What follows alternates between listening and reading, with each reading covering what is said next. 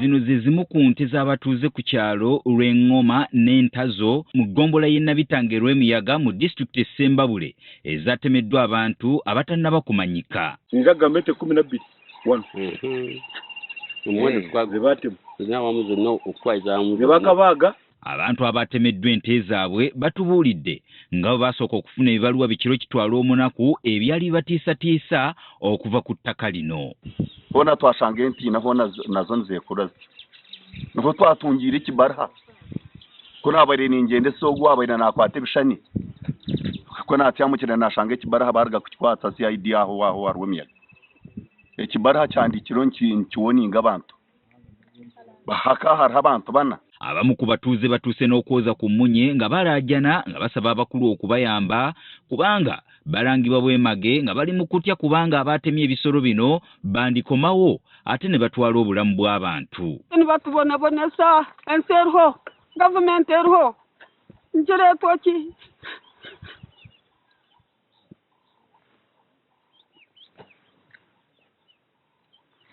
omuntu kutasiyete zo kwikingira bukiza kushesha shayi 11 noza kuzigura ukashanga ikibuga cyona kirambire kihaba kaisha abatemba zo mu kibuga bayihamwente batema twashanga ziramberreine. Ssentebe w'ekyalo kino Patrick Lwabuyenje ayagala gavumenti esalewo nnyini ttaka omutuufu abantu basobole okukakkana emitima. Ahereza abantu babo security batereze security.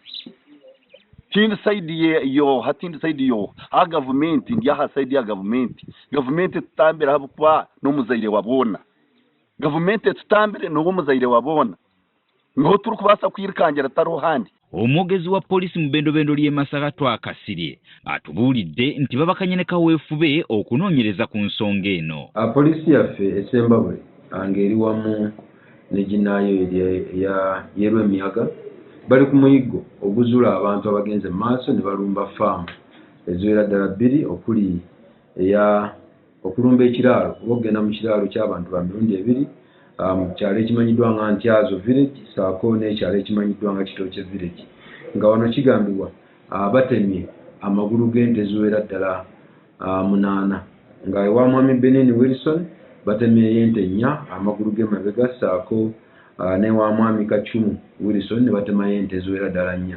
Okusinziira ku poliisi basoose kukozesa embwa ezikonga olusu kyokka ne ziremererwa. Kiraga nti omuntu ono abantu bano bakozesezza amakubo bakozesezza entambula ez'enjawulo omuli pikipiki oba n'emmotoka nga bakola emisango gino. Okunoonyeza kukyagenda maaso naye nga tuvumira ebikolwa nga bino tugumya abantu nti tugenda kakasa nti tukola butaweera kulaba nga tuzuula abantu abakoze kino.